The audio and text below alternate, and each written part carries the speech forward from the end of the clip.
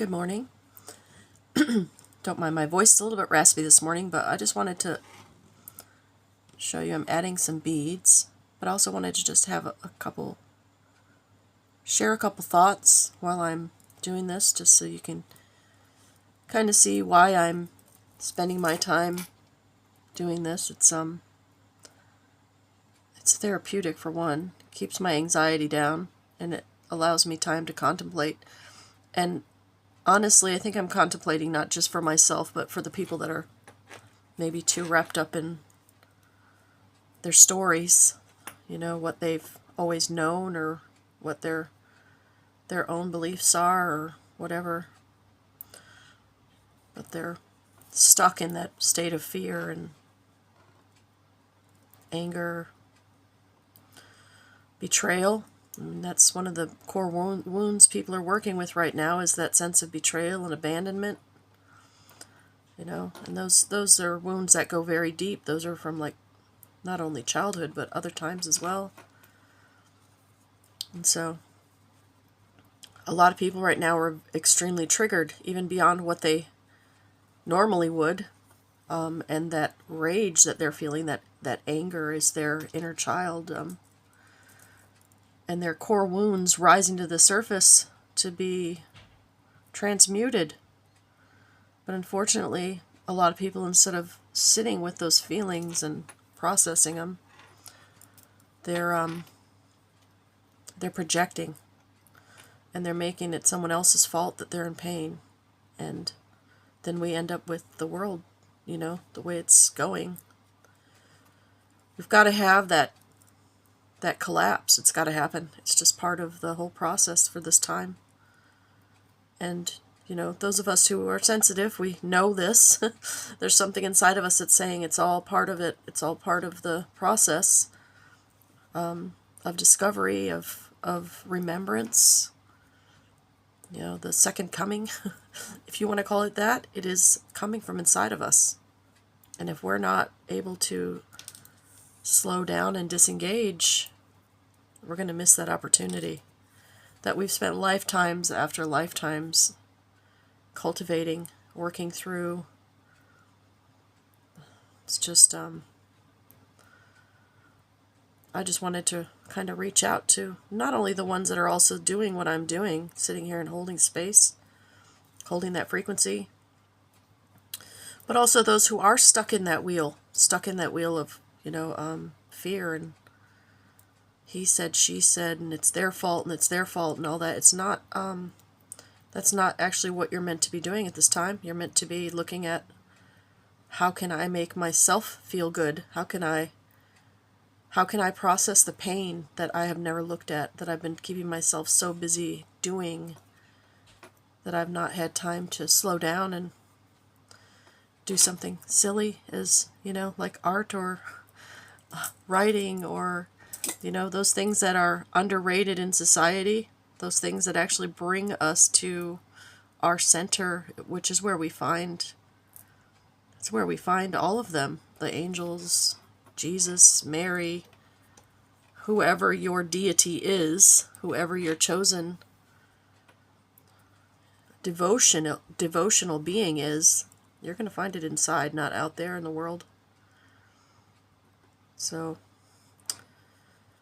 I hope that this can encourage somebody to just slow down a little bit and sit with your pain. Just freaking cry it out, man. Don't just sit there and keep pointing the finger at other people and yelling. It's not going to get you anywhere. You're just getting yourself, you can feel it in your body. It's that holy fire, and obviously there are times that we need to use our voice. Like if somebody's being hurt and you need to step in and you use that voice, it's going to stop things much more than you creating more havoc, or, getting into that space of adding to that frenzy. Because those demons, those things that are attached to people, they're meant to drive them to that point. They aren't something that is inherently evil. They're all part of creation, but if you don't the work that you came here to do, it can be quite awful. They will make your life a living hell, because that's the whole point. You know, people talk about going to hell when they die, but that's not it. We're already here, guys. We're supposed to find our way out of hell, not, you know, pretend on Sunday that we're good people and then be an asshole for the rest of our lives and then think that we're going to be able to go to the pearly gates and everything will be great, because that's not how it works, people. I have seen and witnessed thousands by now of lifetimes of other people doing Akashic mining. And all the lifetimes that I've seen, the people are taken out of the body before whatever death it is. They witness it from above. They recall all the times in that lifetime where they should have, or could have, I'm sorry, never say should have, because there is no shoulds. They always think they should have, but they could have made other decisions. They could have turned the other cheek. They could have, you know, lived their life without taking themselves out. You know, there's so many regrets that I've witnessed over the years doing Akashic mining and being able to see timelines and people's stories for, you know, many, many years now. And it took me a long time to figure it out what it was that I was seeing, but once I figured it out, I saw it as a gift and I used it as a gift to help other people, you know, to figure out their pain, to help them try and figure out why they were having the experiences they were having, or having the repeated cycles that they were having. And it was always because there was a lesson that they had not looked at. And once they reframed what they saw around them, what they saw as evil, what they saw as something in their energy space that was not good, once they reframed it, they understood and they found peace. You know, and that's was always my goal when doing any type of spiritual work with people. It's always been to help that person see and live a new way for themselves, not for anybody else, and help them to clear up their karma before we came to this space where we are now. You know, this is a final run for a lot of us. This is where we just say, okay, that I've learned what I wanted to learn. I've cleaned up all of my debt. I've, you know, reached the people I was meant to reach. I've worked through all my karmic contracts, and I'm ready to go home. And you're allowed to. Okay? So it's about working through that stuff. If you don't work through it, then you're going to have to go to another replay of learning, you know, another planetary body of learning. But if you're tired like I am, and you just want to live out the rest of your days creating art, helping those you come across, you know, sitting with the pain of the world that needs to be transmuted, because if people aren't doing it for themselves, somebody has to do it. You know, the earth still needs to ascend. So I'll be here making pretty things, holding space for all the people, whoever they are. I don't care what their leanings are. I don't care what crimes they've committed. I don't care what any human label that anyone's put on them. In the eyes of God, she doesn't care. You know, we wanted an opportunity to learn. That was granted. Now we have to take responsibility for the things that we've created. And it's not just this lifetime that we've created these things. It's throughout our history. In other times when we weren't maybe a nice person. You know, and if you can't sit with that darkness and look at it, I'm sorry.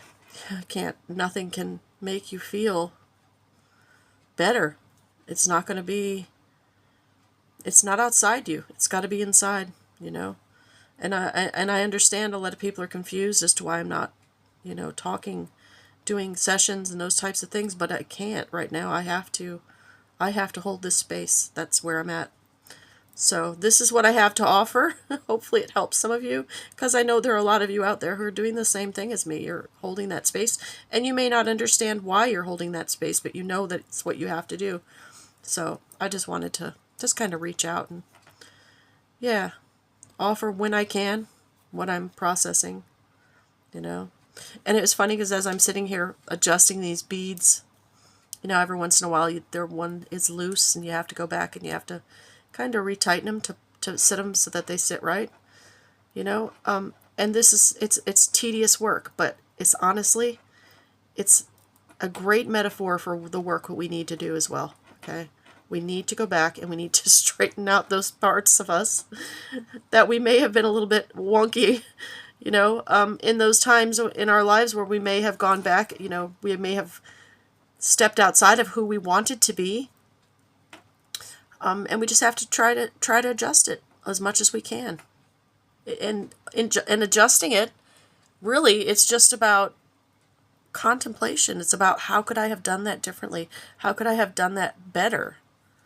And then once you do that, you know, it kind of allows you to move forward again, because now you're not dealing with some of your pain from previous. You're dealing with a new mindset, and that new mindset gives you new reality. So yeah, that's my little share for today.